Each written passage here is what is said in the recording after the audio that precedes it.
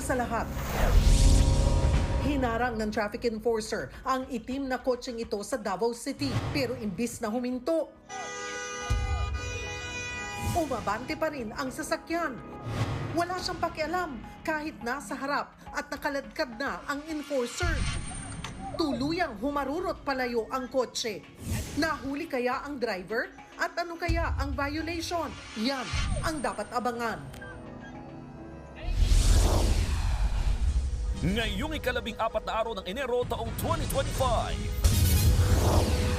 Vice President Sara Duterte seryosong pinag-iisipang tumakbo sa 2028 presidential elections.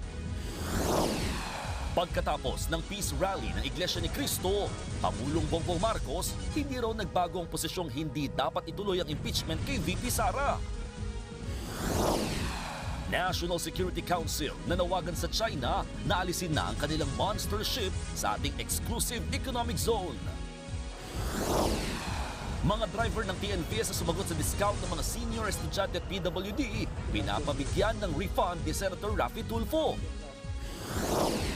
News 5 Exclusive. 6 na taong gulang na batang babae, ginahasa umano ng mga kalaro niyang 10 at 8 taong gulang. Sa Pulsa Video, mga propsmen sa sinulog, malanindyang nagsuguran at nagbatuhan. Hoy! Naibata! Hoy! Hoy! Buwa nga! Ipon goals ba kamo ngayong 2025? Idol dyan ang isang tatay na nakabili ng motor gamit ang naipon niyang balde-baldeng barya. At eto na nga, Korean superstar na si Lee Min-ho bibisita ulit dito sa bansa.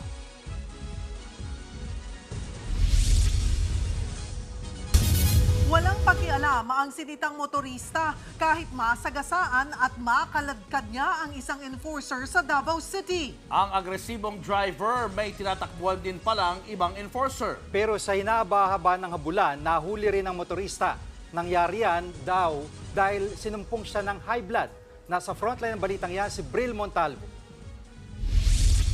Pinahinto ng traffic enforcer ang motoristang sakay ng itim na kotse sa JP Laurel Avenue sa Davao City.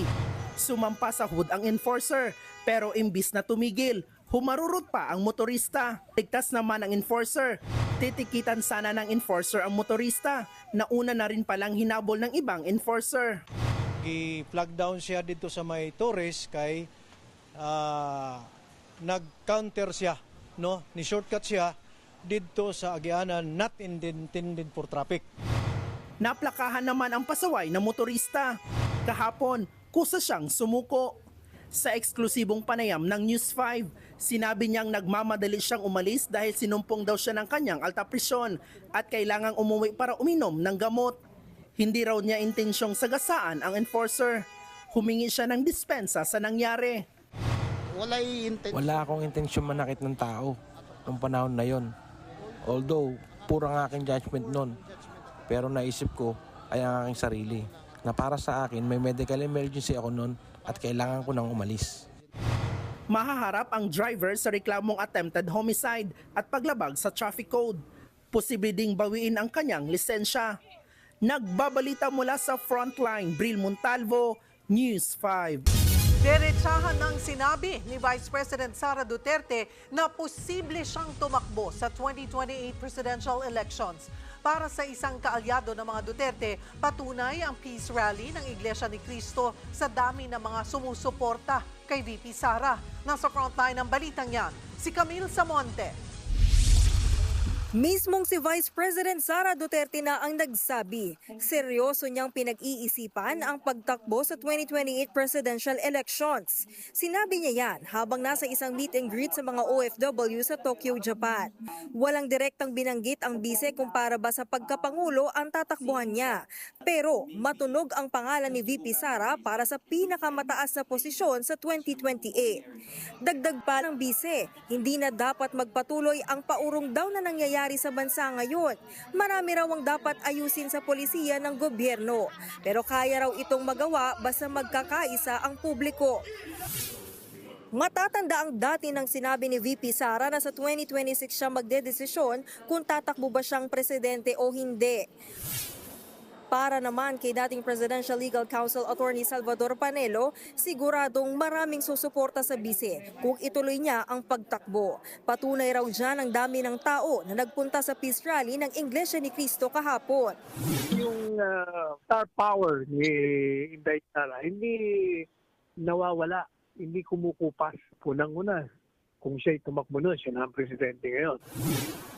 Sabi naman ng Department of Justice, hindi makakaapekto ang peace rally ng INC sa investigasyon na ginagawa ng NBI laban kay VP Sara. Iniimbestigahan ng bise dahil sa pagbabanta niya noon sa buhay ng Pangulo at ng First Lady, pati kay House Speaker Martin Romualdez. Sabi ni Justice Secretary Boying Remulla, malapit nang isumite ng NBI ang kanilang report sa investigasyong ito. We just have to look at the law as something that equalizes everything between all of us. That's why we cannot give special favors to people because of standing. Bukod sa posibleng kaharaping kaso sa DOJ, may 3 impeachment complaint pa laban kay VP Sara na nakabinbin sa Kamara. Nagbabalita mula sa Frontline, Camille Samonte, News 5. Sa Tondo, Maynila, walang kawala ang 50 anyos na lalaking sangkot sa sextortion. Ang biniktima niya, 19 anyos na babaeng nakilala lang online. Nasa frontline ng balitang yan si JC Cosico. Okay, makinig ka ha. Makinig ka namin sa salang aggressive coercion. Agad pinusasan ng PNP Anti-Cybercrime Group ang isang lalaki sa entrapment operation sa Tondo, Maynila. Sangkot sa sextortion ang 50 anyos na si Alias Rick. Yan ay matapos tumanggi ang 19 anyos na babaeng nakilala niya online na muling makipagkita sa kanya. Nung time na ayaw na po makipagkita sa kanya ng victim, nag-umpisa na po ang suspect na mag-blackmail dito sa victim gamit yung mga photos and videos with explicit content ng victim. Sa investigasyon, naikalat na ni Alias Rick ang mga masaselang larawan at video ng biktima. Kaya ito po nagka-cause ng damage sa image ng victim and nag-cause na rin po ng stress sa kanya and anxiety. Maharap sa patong-patong na reklamo ang suspect na aminado naman sa kanyang nagawa. Alam ko naman kung may ginawa kong kasalanan. Ayon sa PNP ACG, umakyat ang bilang ng mga lumabag sa Anti-Photo and Video Voyeurism Act noong isang taon. 347 ang illegal na kumuha at nagpakalat ng malalaswang aktibidad o pribadong bahagi ng katawan ng isang tao. Kumpara yan sa 294 cases noong 2023. Alarming po ito. Hindi lang po otoridad ang kailangan gumalaw dito, kundi mismo yung parents or guardians po ng mga kabataan. Paalala sa publiko, lalo sa mga babae at mga kabataan, huwag basta-basta magtitiwala sa mga nakikilala online. Nagbabalita mula sa Frontline, JC Cosico, News 5. Nakaupo lang sa tricycle nang biglang pagsasaksakin ng isang lalaki sa Quezon City. Ang biktima nakalakad pa at nakahingi ng tulong pero namatay rin. Nasa Frontline ng balitang yan si Hannibal Talete. Nagtalsikan ng dugo sa bubong ng tricycle at sa kalsada sa Kasoy Street sa Barangay Pasong Tamo, Quezon City. Sa di kalayuan, nadatna ng isang lalaking duguan. Biktima siya ng pananaksak at sa kaliwang balikat napuruhan. Isinugod sa ospital ang biktima pero idineklarang dead on arrival. Kwento ng isang residente, nakarinig sila na may humihingi ng tulong dahil nasaksak. May kumakatok sa may gate namin, humingi ng tulong. Sa pagbaba ko, nakita ko, humingi pa yung tao, pero nakabulagdaan na nakadapa. Sa investigasyon ng pulisya, nakaupo sa tricycle ang biktima nang lapitan ng hindi pa nakikilalang salarin saka pinagsasaksak. Nakapaglakad pa raw ito ng halos 10 metro bago bumulagta. Nakuha sa crime scene ang kutsilyo na ginamit sa krimen. Inaalam pa ang motibo sa pananaksak at nagba-backtracking ng mga CCTV para sa investigasyon. Nagbabalita mula sa Frontline, Hannibal Talete, News 5. Tumakas at nakasagi ng enforcer ang sinitang SUV na dumaan sa EDSA busway. Sa video na kuha kahapon sa Ortigas Busway Station, sinita ang SUV na may government plate number. Pero, imbis na tumigil, humarurot palayo ang SUV at natamaan pa ang kamay ng enforcer. Napalakahan ang sasakyan. Kahapon naman, sinita ang pick-up na may wangwang at blinkers nang dumaan din sa EDSA busway. Tumigil ang sasakyan at sinabi ng driver na nag-e-escort daw siya ng isang kongresista. Habang hinihinga ng lisensya ang driver, agad siyang sumibat. Ayon sa mga otoridad, makakatanggap ng show cause order ang mga may-ari ng tumakas na sasakyan. Timbong naman ng 5 nagtangkang manuhol sa mga operatiba ng NBI kapalit ng kalayaan ng 3 Chinese na naaresto sa scam hub raid sa Parañaque. Nakuha sa mga suspect ang pantubos na nagkakalaga ng halos 1 milyong piso. Nasa frontline ng balitang yan si Elaine Fulencio. Kasamang naglalakad ng mga ahente ng NBI ang 3 lalaking Chinese papunta sa mga kotseng nakaabang sa parking area ng opisina ng NBI sa Pasay. Maya-maya pa, agad na pinalabas ng mga operatiba ng Cybercrime Division at Special Task Force ang 5 Pilipinong sakay ng kotse. Pinadapang mga sospek at pinusasan.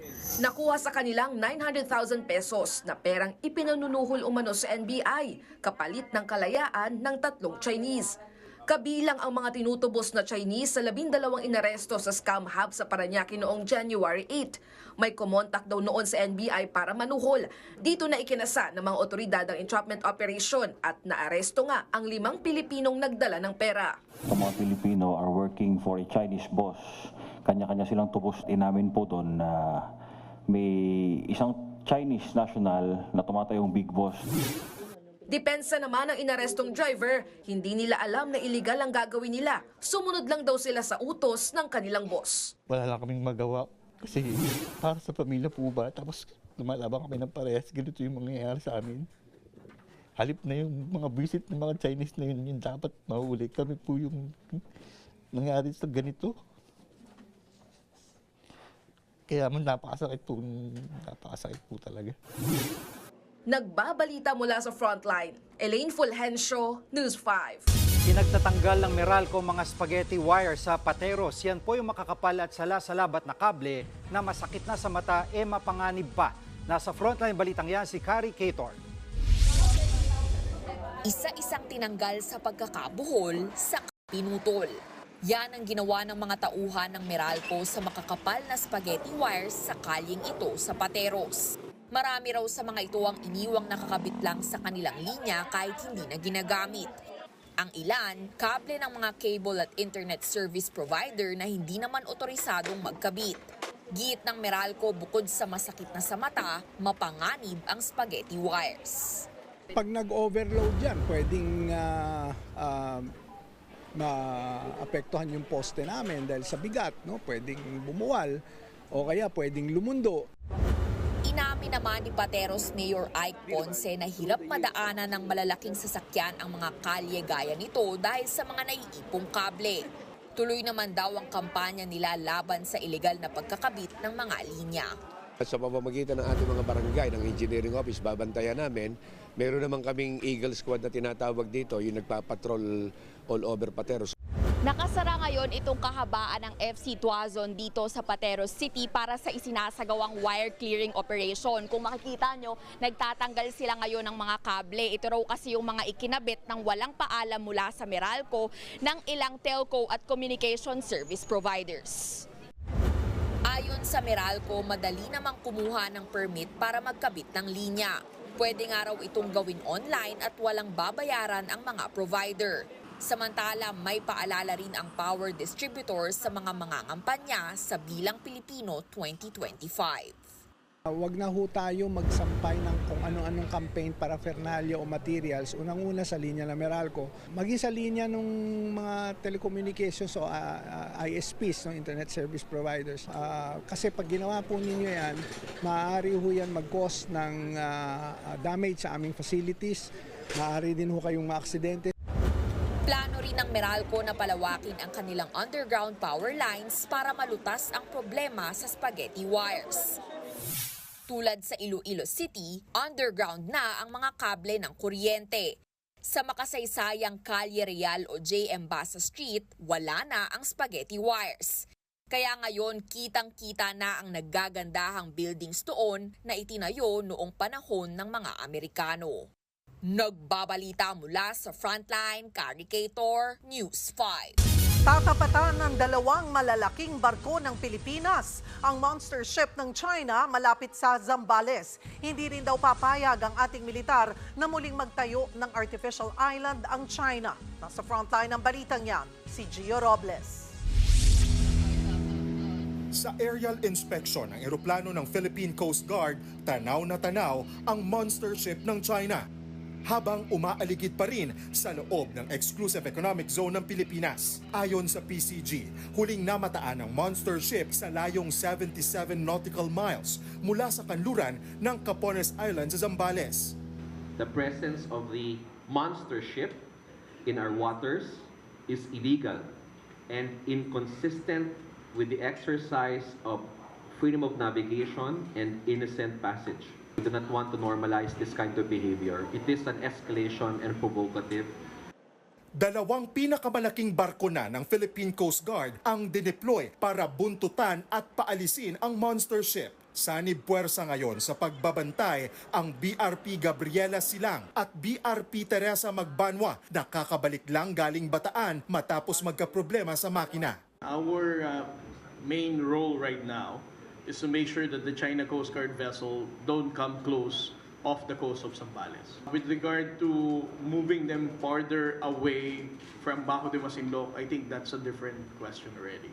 Iginiit ng National Task Force for the West Philippine Sea na hindi nito hahayaang magtayo ng panibagong artificial island ng China sa Scarborough Shoal na kahanda raw ang militar. These are red lines, non-negotiable, na gagawa siya ng any structure or reclamation on Bajo de Masinloc. Kasabay niyan ang panawagan ng National Security Council sa Beijing na alisin na nito ang dambuhalang barko sa EEZ ng Pilipinas. Kung patuloy na magiging agresibo ang China sa West Philippine Sea, posible raw humingi na ng tulong ang Pilipinas sa mga kaalyado nating bansa, tulad ng Japan, kung saan may reciprocal access agreement ang Pilipinas na nabuo bunsod ng tensyon na dulot ng China sa rehiyon. Samantala, umabot na sa 5 underwater drone ang nakumpiska at iniimbestigahan ngayon ng Pilipinas. Pinakahuli dyan ang natagpuan sa Masbate na may Chinese markings at hindi umano basta-basta madetect. Nakumpleto naman na ang analysis sa isa sa underwater drones na unang nakuha sa Calayan, Cagayan. Hindi muna isinapubliko ang pinagmula nito, pero ayon sa Navy, posibleng nagamit ito sa military operations. Nagbabalita mula sa Frontline, Gio Robles, News 5. Hindi pa rin nagbabago ang posisyon ni Pangulong Bongbong Marcos na tutol siya sa pagpapatalsik kay VP Sara. Pero desidido ang ilang kongresista na isulong ang impeachment. Nasa Frontline na balitang yan, si Marian Enriquez. Kasunod ng malawakang peace rally kahapon ng Iglesia ni Cristo bilang suporta sa sinabi ni Pangulong Bongbong Marcos na aksaya lang sa oras ang impeachment laban kay Vice President Sara Duterte, muling iginit ni Executive Secretary Lucas Bersamin na hindi nagbabago ang ganyang posisyon ni PBBM. Sa kabila niyan, matigas din ang ilang kongresista na desididong isulong ang impeachment. Katunayan, inaayos na raw ang ika-4 na impeachment complaint laban sa bise. I think they're drafting it already. Inaasahan daw na ito ang resolution na may 1/3 na boto ng mga kongresista. Ayon kay House Secretary General Reginald Velasco, mas mabilis na proseso ito kung saan 103 na pirma lang ang kailangan at maaari na itong ipasa agad sa Senado na tatayong impeachment court. It can be done in 1 whole day or 2 days. Kung sakaling ang ihain ang ika-4 na impeachment complaint na may pirma ng 103 na kongresista, mababasura na ang naunang 3 reklamo. Dagdag pa ni Velasco, 10 hanggang 12 kongresista ang nagpahayag na magsusulong nito mula sa mayorya at menorya. Posibleng hanggang sa susunod na linggo niya na lang pagbibigyan ang pagpapasa ng mga ito. So I think next week will be a fair time for them to decide. Then I may be forced to transmit whatever complaints that I have received to the Speaker by next week. Ang ilang liderato naman ng mayorya wala raw alam sa ika-4 na impeachment complaint. We never talked about the 4th impeachment. We actually haven't talked about the impeachment complaints yet, no? I have to read it first. Kung mayroon mang ganun. As a part of the majority, wala pa naman po. Hindi naman natitinag ang Makabayan Bloc kahit nababagalan sila sa aksyon ng Kamara at kahit pa maraming lumahok sa peace rally kahapon. Kung meron man daw ika-4 na impeachment complaint, sigurado raw na pipirma sila rito. Oo, endorse namin yan lahat ng mga pagkakataon na pwedeng ma-impeach o mga way na pwedeng ma-impeach si Sara Duterte ay gagawin namin. Hanggang unang linggo na lang ng Pebrero ang sesyon bago muling mag-break ang Kongreso para sa pangangampanya. Magbabalik sila sa Hunyo na. Kaya tanong ng marami, mayroong sapat na panahon pa nga ba? Nagbabalita mula sa Frontline, Marian Enriquez, News 5.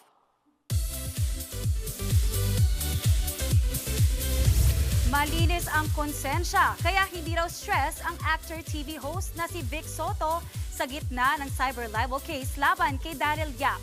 Nasa frontline ng balitang yan, si MJ Marfori. Kalmado at pangiti-ngiti ang actor TV host na si Vic Soto nang humarap sa entertainment press kanina.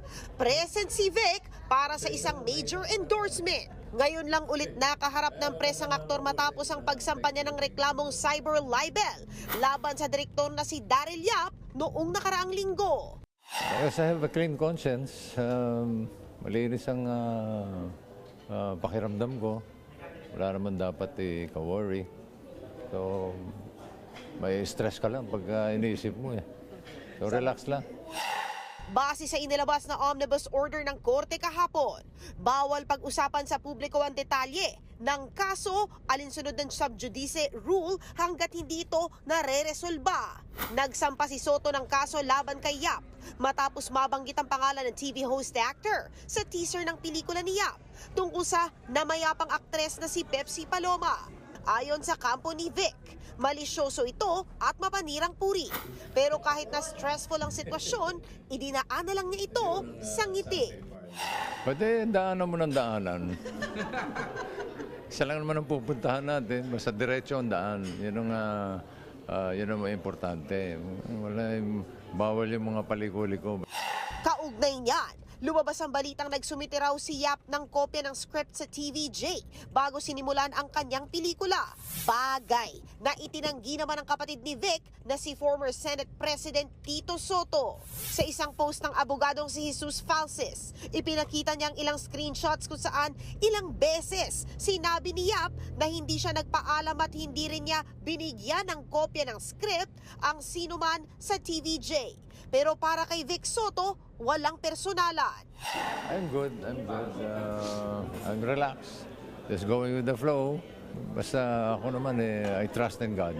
Imbis na pansinin ng nega, ang focus niya ngayong taon ay ang 46th anniversary ng Eat Bulaga at ang magiging kasunod na istorya ng The Kingdom. Bilang institusyon na sa industriya, ito ang payo ni Vic Soto para magtagal sa showbiz. Stay humble. Humility is the best policy. Nagbabalita mula sa Frontline, MJ Marfori, News 5. Susunod, News 5 exclusive. 6 na taong gulang na batang babae, halinhinan naman ng ginahasa na mga kalaro niyang 8 at 10 taong gulang. Discount sa pamasahe na sinagot ng mga TNVS driver pinare-refund ni Senator Raffy Tulfo. At Korean superstar Lee Min-ho bibisita dito sa Pilipinas para sa kanyang Minho-verse fan meet. Abangan ang lahat ng yan sa pagbabalik ng Frontline Pilipinas.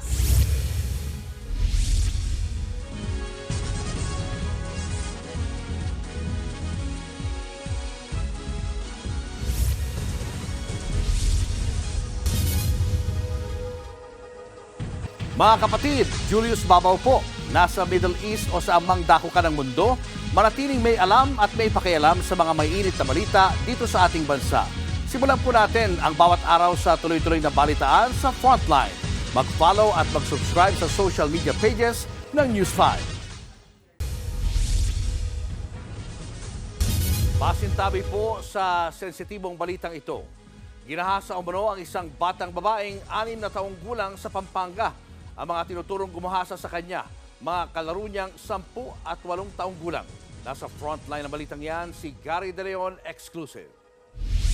Sa damuhan na ito sa Pampanga, naganap ang umano'y panghahalay sa isang batang babaeng 6 na taong gulang. Ang mga gumahasa umano sa biktima, 2 niyang kalaro na pawang mga bata rin. Kwento ng tiyahin ng biktima, naglalaro sa court ang biktimang si alias Jenny. Bigla raw siyang hinila sa damuhan ng 10 taong gulang na si alias Red at ng 8 taong gulang na si alias Ken. Nagsalitan umano sa panggagahasa ang 2 menor de edad. Takot na takot po siya, nanginginig po siya. Tapos po nung sinabi po namin sa mama niya, agad po siyang sumigaw na, "Huwag mo ko sasaktan mama," bigla po siya natakot. Nakapagsumbong sa barangay at women's desk ng PNP ang biktima kasama ang kanyang ina. Sumailalim sa medical legal examination si alias Jenny kung saan nakitaan ng laceration ang ari ng bata, indikasyon na ginahasa siya. Nakaharap na rin ng ina ng biktima ang nanay ng 2 batang lalaking itinuturong ng halay. Pero tumanggi umanong makipagtulungan ng mga ito. Ayaw po nila kasi malaki lang po daw gulo. Hindi pwede, sabi ko.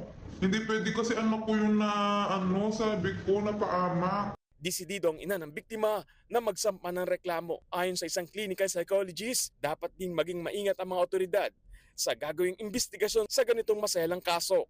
Early puberty, children who experience early puberty may be at higher risk. Napaka-crucial para maintindihan kung bakit nagkakaroon ng ganitong klaseng pag-aabuso. Dapat natin pangalagaan yung safety ng victim. Kasi, syempre, yun ang priority natin at saka yung well-being niya kung talagang na-traumatize itong batang ito. Dapat din umanong isailalim sa pagsusuri ang 2 batang umani ng gahasa sa biktima.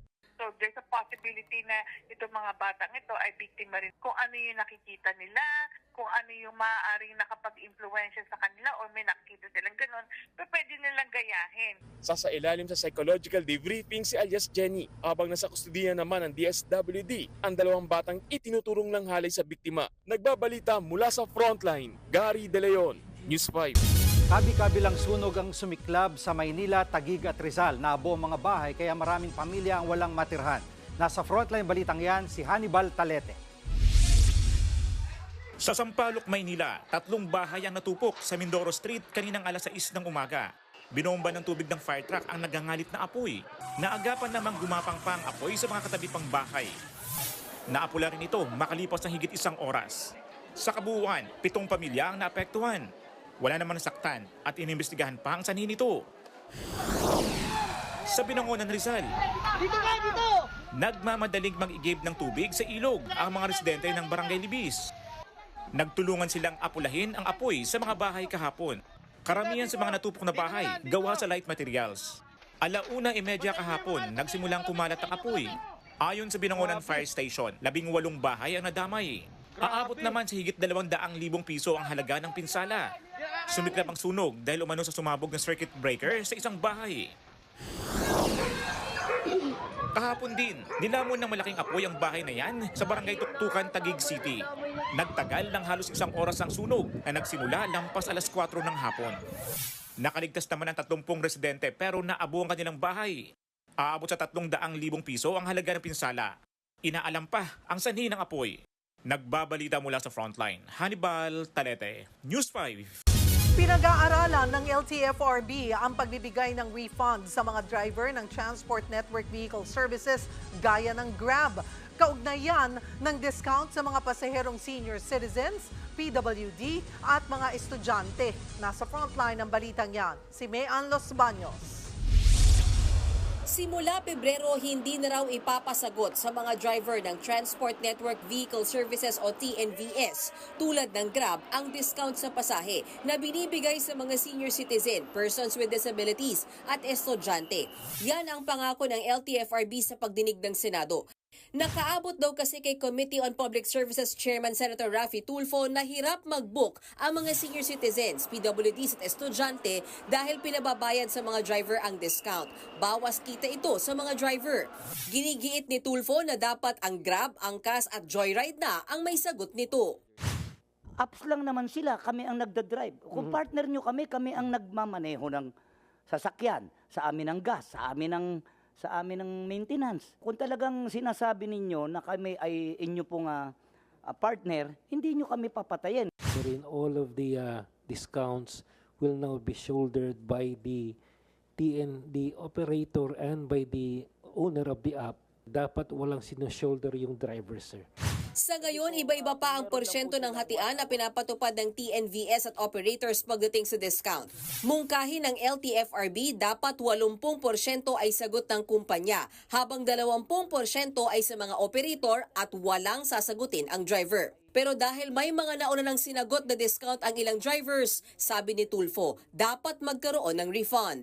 Since hindi sumunod itong Grab, halimbawa, at yung iba pang TNCO owners, don't they deserve refund? Especially itong mga taga-Grab na mga drivers na 100% pala ipinapatong sa kanila, pinapashoulder sa kanila yung discount. And we are inclined to follow your recommendation that there should be a refund. Sa parehong pagdinig, sinita rin ng mga senador ang patuloy na pagdami ng habal-habal. Sumbong ng MMDA, hirap silang hulihin ang mga ito dahil may patunay na miyembro sila ng TNVS. Para pag nahuli sila, ipapakita lang po nila yung TNVS nila, hindi na sila kolor. Doon mismo sa at the application level, doon nila tignan mismo, doon nila salain.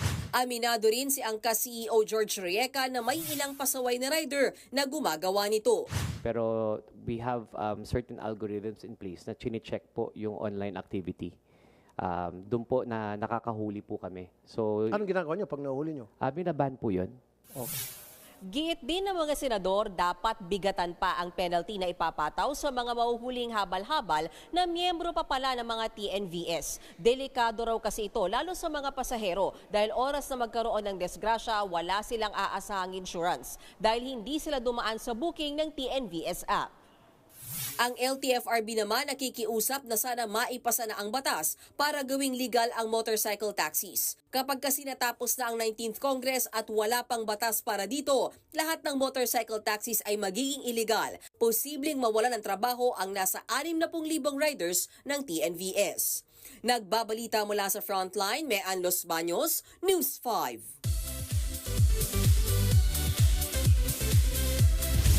Pinoy Minoz are screaming dahil magbabalik Pinas ang Korean superstar na si Lee Min-ho this year. Ang announcement para sa Min-ho-verse fan meeting, inilabas mismo ng aktor sa kanyang X account. Binanggit din niya sa post ang mga lugar na kanyang pupuntahan. Bukod sa Seoul at Manila, naka-line up din ang Bangkok, Macau, Taipei, Jakarta at Tokyo.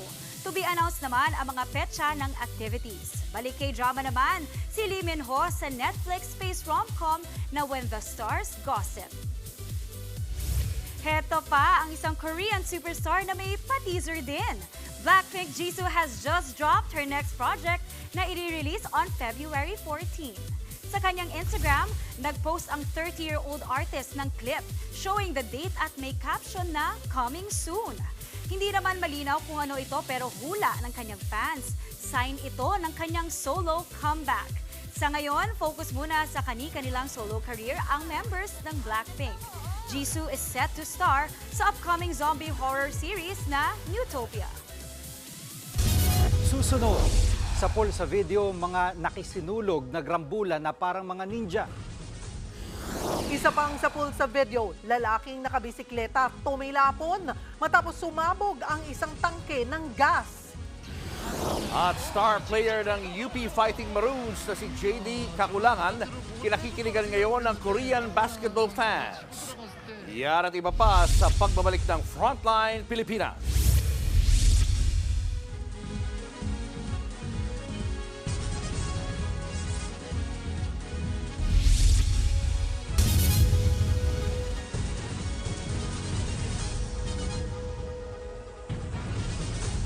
Mga kapatid, Julius Babaw po, nasa Middle East o saan mang dako ka ng mundo, manatiling may alam at may pakialam sa mga mainit na balita dito sa ating bansa.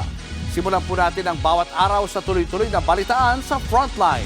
Mag-follow at mag-subscribe sa social media pages ng News 5. Nasa pool sa video ang pagsabog ng tangke ng gas sa Agra, India. 3 ang sugatan. Masdan ng lalaki sa video na nagre-refill ng gas sa tangke. Maya-maya, bigla itong sumabog. Tumilapon ang lalaki pati ang kanyang bisikleta. Agad nagpulasan ang mga residente. Bukod sa lalaki, nasugatan ng mag-inang malapit sa pinagsabugan. Base sa investigasyon, naglalagay ng helium ang lalaki para sa kanyang mga panindang lobo. Inaalam pang dahilan ng pagsabog. Parang mga ninja na naghabulan at nagrambulan ang mga grupo ng mga propsman sa sinulog sa Cebu. Ang naturang gulo, nag-ugat daw sa Kantsawan.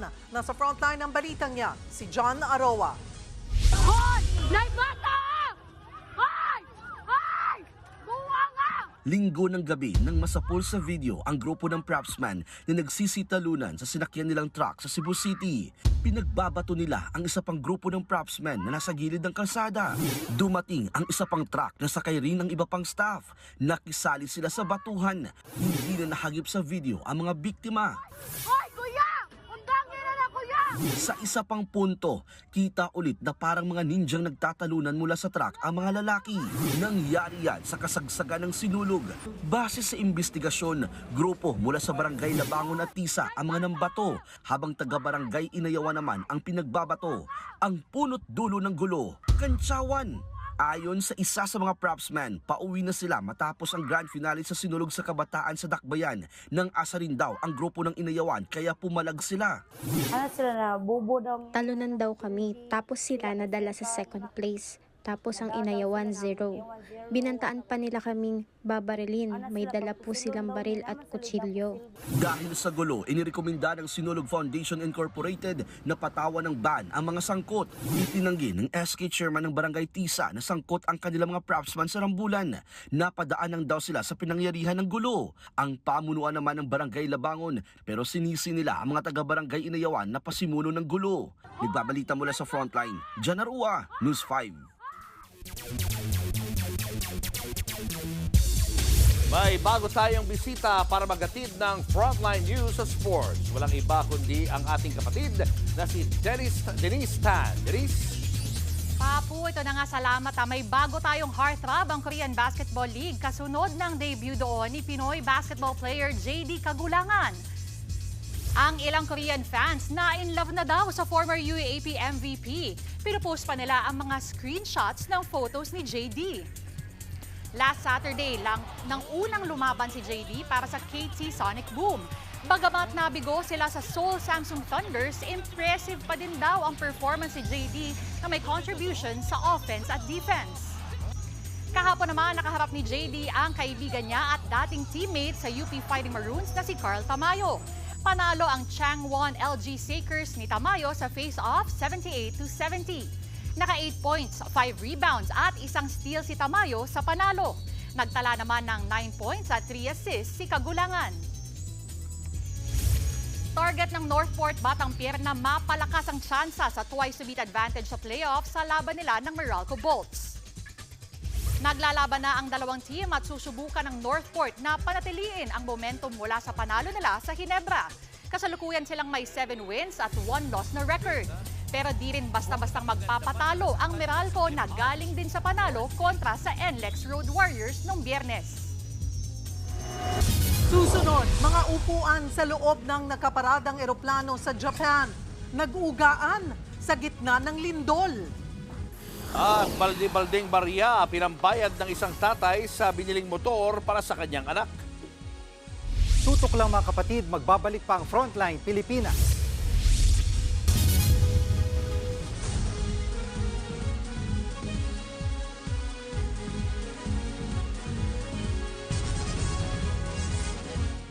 Mga kapatid, Jiggy Manikad po, nasa Middle East o saan mang dako ka ng mundo manatiling may alam at may pakialam sa mga mainit na balita dito sa ating bansa.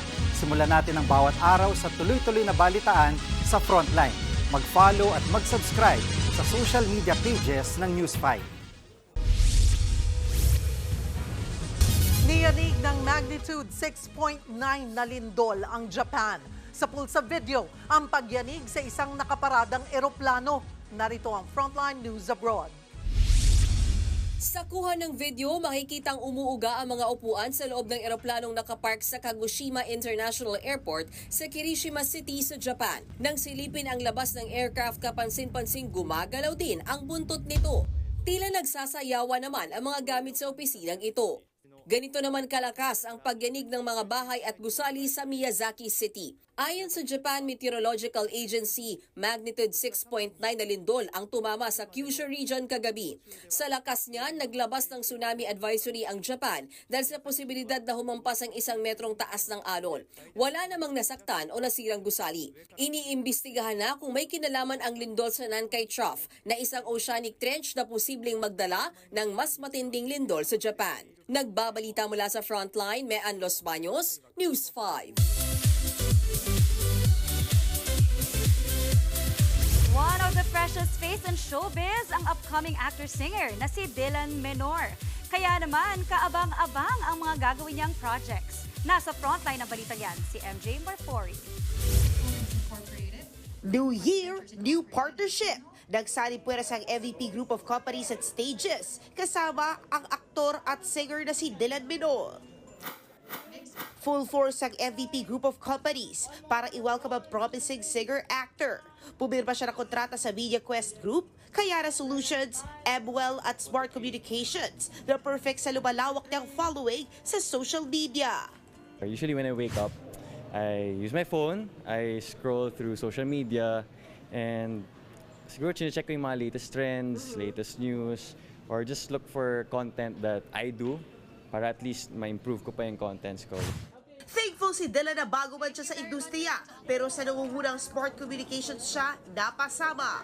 Having a reliable mobile network is important, is essential, kasi syempre, using our mobile phones is a extension to our life. Kasi diba, syempre we share information, we share content to basically the whole world. So it's important na matatrust natin yung mobile network na yun. Sa ngayon, higit 300,000 na counting ang followers ng isa sa mga freshest face ng showbiz. Kaya naman, may tips siya sa mga gustong sumunod sa kanyang yapak.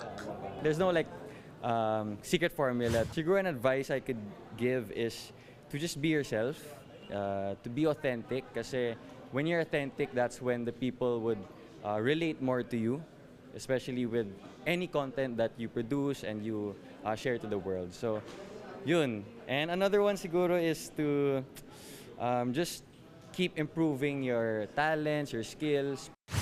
Abangan si Dylan sa mga proyekto niya sa MVP Group. Nagbabalita mula sa Frontline, MJ Marfori, News 5. Susunod, ipon goals ng isang tatay, achieve na achieve. Nakabili ng motor gamit ang balde-baldeng barya. Marami pa kayong mga balitang dapat malaman sa pagbabalik ng Frontline Pilipinas.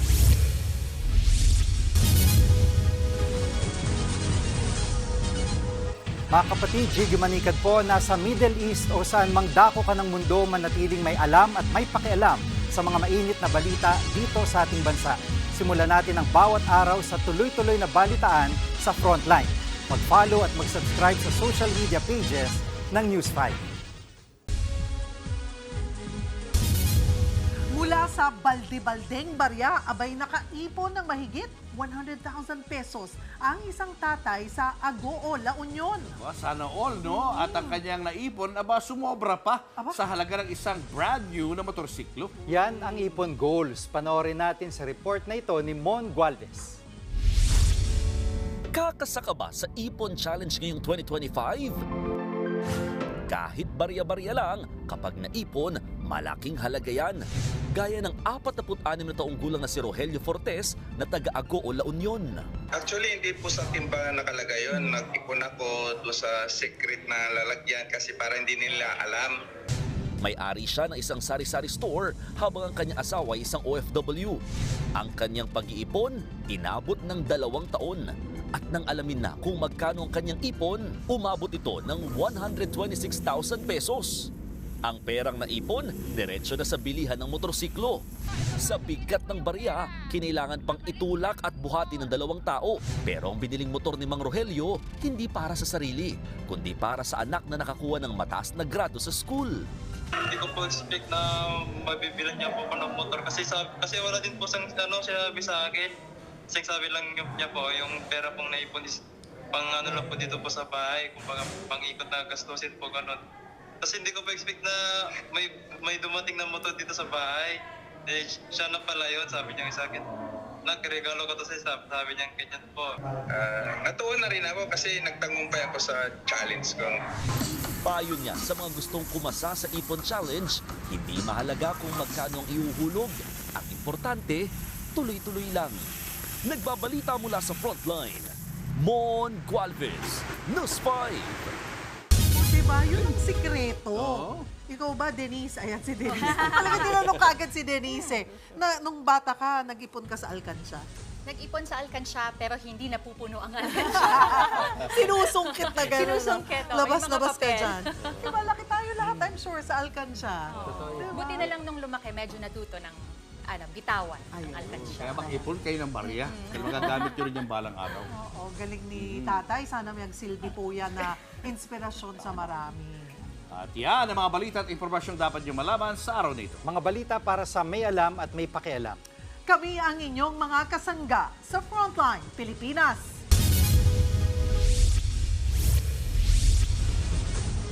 Mga kapatid, Cheryl Cosing po.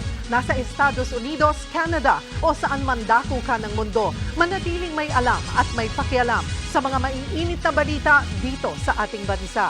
Simulan natin ang bawat araw sa tuloy-tuloy na balitaan sa Frontline. Mag-follow at mag-subscribe sa social media pages ng News 5.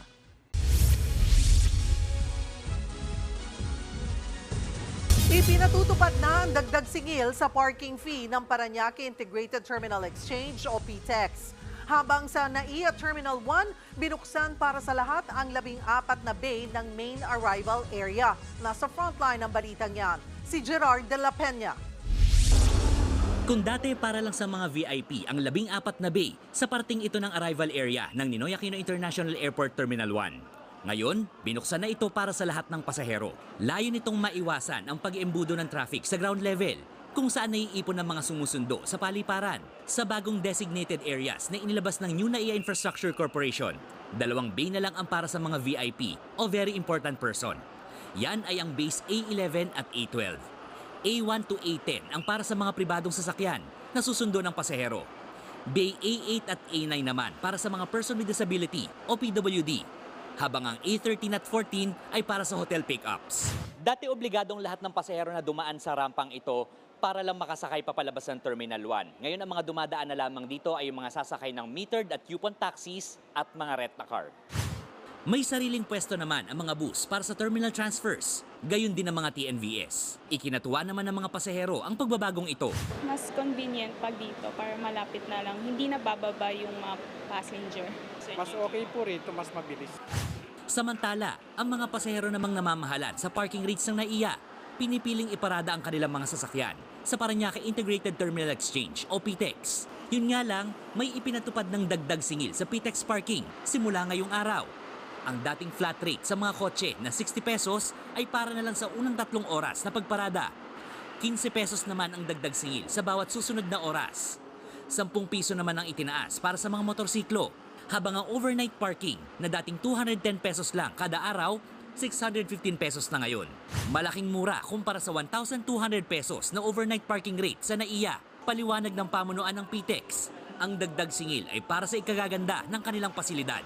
Nagbabalita mula sa Frontline, Gerard de la Peña, News 5. Nagpabala ang Korte Suprema na ang labis na pananakit sa bata bilang disiplina ay maituturing ng child abuse.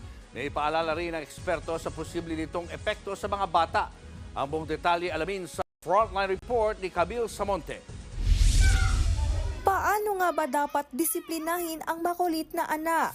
Salita lang, tapos sa titig lang. Pag inulit-ulit, sasaktan ko. Minsan lang, dapa, sa puwit. Yung ano lang, pat-pat lang. Manipis lang, para panakot lang ba? Bilangin, pag hindi ka pag 2, ganyan lang. Sabi ko, maabot ng 5, aluin ko kayo o ano. Sinasabihan mo na, disiplina. Pag malano, depende sa pagkasalanan. Tapos kung sakaling sobra na, pwede ka mamalo pero wag sobra. Disiplina, kulong mo. Huwag mo sobrahin kasi may ano yun eh. may kaso yun eh. Para sa inang si Mara Faye na may 3 chikiting, napapalo raw niya ang anak kapag hindi na nadaraan sa pagsaway. Sasabihan na, bakit hindi kayo sumusunod? Isang salita lang, ganyan-ganyan. Pero pag talagang sobra na, yung may ginawa na talaga, palo talaga.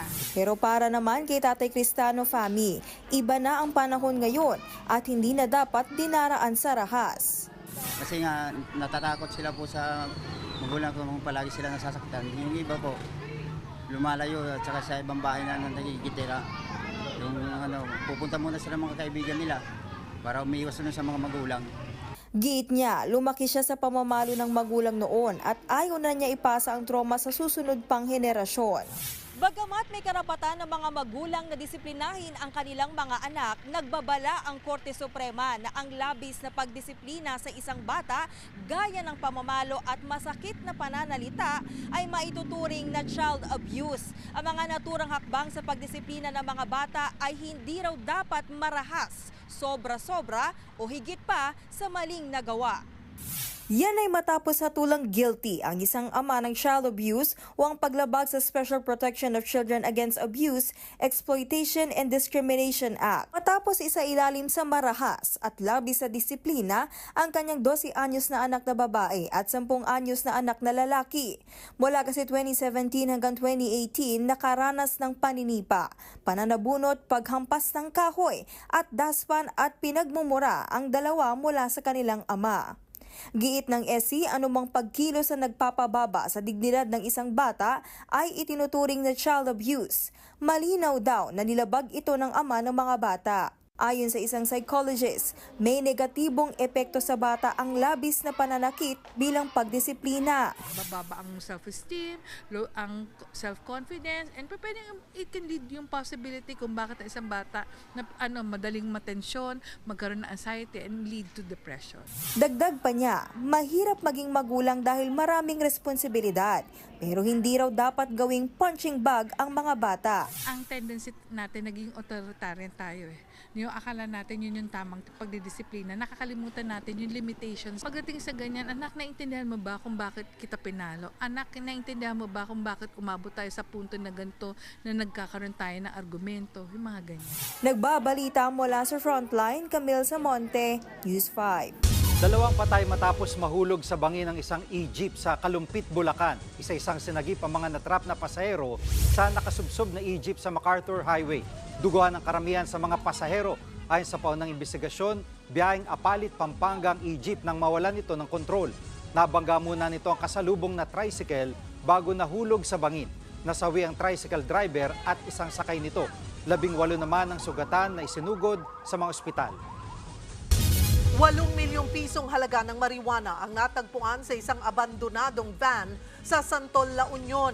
Iniwan sa gilid ng kalsada ang sasakyan. Dito nakita ang 73 kilograms na droga.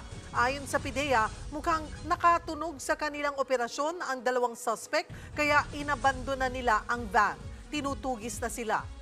Sa La Union pa rin, timbog sa buy-bust operation ang isang lalaki sa Rosario. Nakuha sa kanya ang shabu na nagkakahalaga ng 95,000 pesos. Mahaharap ang suspect sa reklamong paglabag sa Comprehensive Dangerous Drugs Act. Kritikal ang isang lalaki matapos siyang barilin sa ulo ng isang barangay captain sa Ilagan City, Isabela. Base sa investigasyon, nagiinuman ang biktimang si Reynaldo Terrenal at ang suspect na si Kapitan Joseph Uy Jr. kasamang 2 iba pa. Sa gitna ng tagayan, nagkaalitan ang dalawa hanggang sa kumuha ng long rifle ang suspect at binaril ang biktima. Agad namang isinugod sa ospital si Terrenal. Sumuko si Uy kay mayor ng Ilagan City. Naharap ang suspect sa reklamong frustrated homicide. Nilabo naman ng apoy ang isang bahay sa Salcedo sa Eastern Samar kahapon. Sa video kita makapal na usok habang inaapulan ng mga bomberong apoy. Ayon sa mga otoridad, pasado 1:30 ng hapon nang sumiklab ang apoy. 1 oras ang tinagal ng sunog. Wala namang nasaktan sa insidente dahil agad nakalikas ang pamilyang nakatira sa bahay. Tinatayang abot sa 100,000 pisong halaga ng pinsala. Iniimbestigahan pa ang naging mitya ng apoy. Patay ang isang rider ng motorsiklo matapos sumalpok sa isang bahay sa Abuyog, Leyte. Sa inisyal na investigasyon, galing sa isang event ang biktimang si Noel. Sumemplang siya sa palikong bahagi ng kalsada hanggang sa natumbok ang isang bahay. Sa lakas ng pagkakabangga, nawasak ang pader ng bahay. Dead on arrival sa ospital ang rider matapos mapuruhan ang ulo at katawan. Patuloy pa ang investigasyon sa aksidente. Pero hinala ng mga pulis, posibleng nakainom ang rider.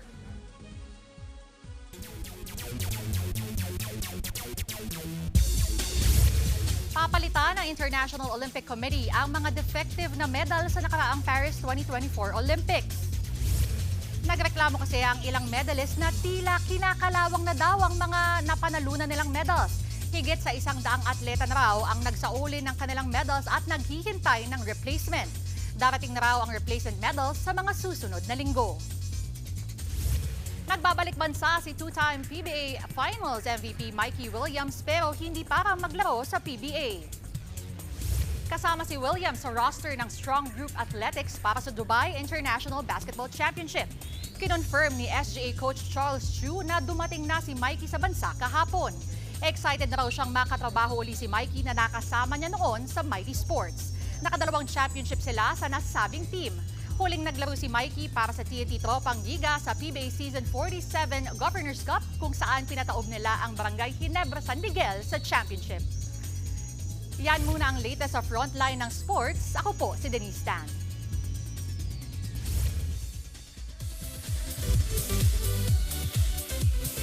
It's a busy month for the Barreto siblings. Lalo na si Julia na magsisimula na sa kanyang first hosting stint para sa Artista Academy.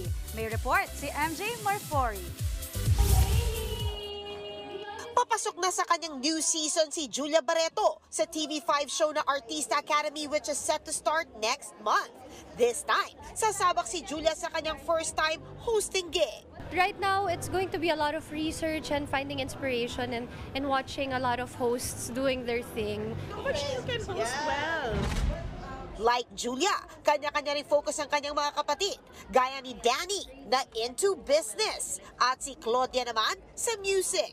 Kaya naman si Marjorie, certified proud mom. They're much better version of me. So it's really that's what makes me proud because the things that I fear, they're the ones naman very adventurous like business and they take risks and that's something I'm learning from my kids. Hot topic naman online ang uniko iho na si Leon dahil sa kanyang towering height at deep voice. Kailan ka daw ba mag-aartista? Right now, my priority is still college. Recently, nag-trending nga si Leon. Dahil sa video na ito, kasama lang naman si Cat's Eye Sofia. Kaya naman tinanong na natin sa kanya ang tanong ng madla. So you're single? Yes, naman. Ano kayo daw ba nun ni Sofia? No, we're just very good friends. Most of his friends are puro girls. They really trust him kasi. We've been friends since we were 13 years old, so I was just there from the very beginning. Proud naman ang kanyang ate Julia sa sagot ng kapatid. Wow, he's handling himself really well. I'm proud. Nagbabalita mula sa Frontline, MJ Marfori, News 5. Bukod sa Love Month, Concert Month ding matatawag ang February. At kung ang peg nyo ay concert date, heto ang mga pwede nyong isama sa inyong listahan. Nagbabalik si MJ Marfori. 1 month from now, Valentine's Day na. At syempre, una sa pila mga concert na handog ng mga OPM artists.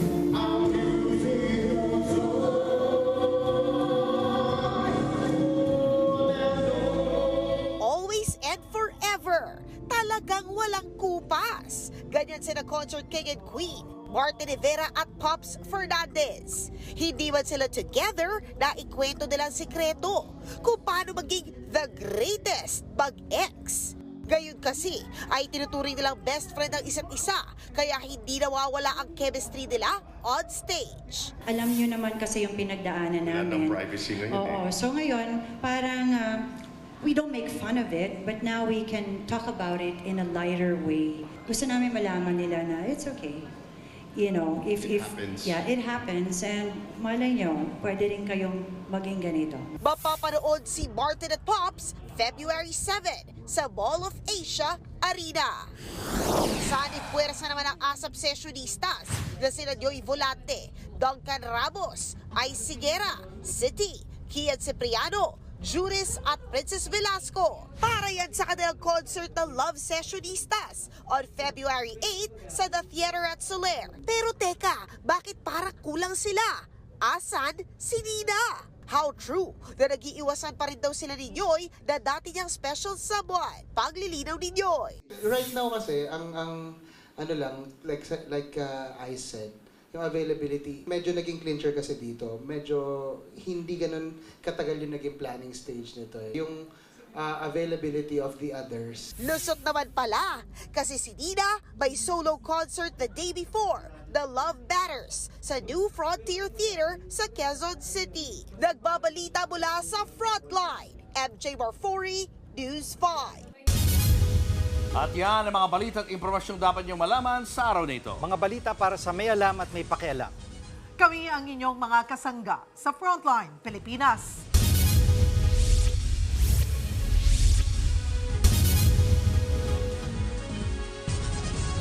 Mga kapatid, Cheryl Cosing po. Nasa Estados Unidos, Canada o saan man dako ka ng mundo, manatiling may alam at may pakialam sa mga maiinit na balita dito sa ating bansa. Simulan natin ang bawat araw sa tuloy-tuloy na balitaan sa Frontline. Mag-follow at mag-subscribe sa social media pages ng News 5.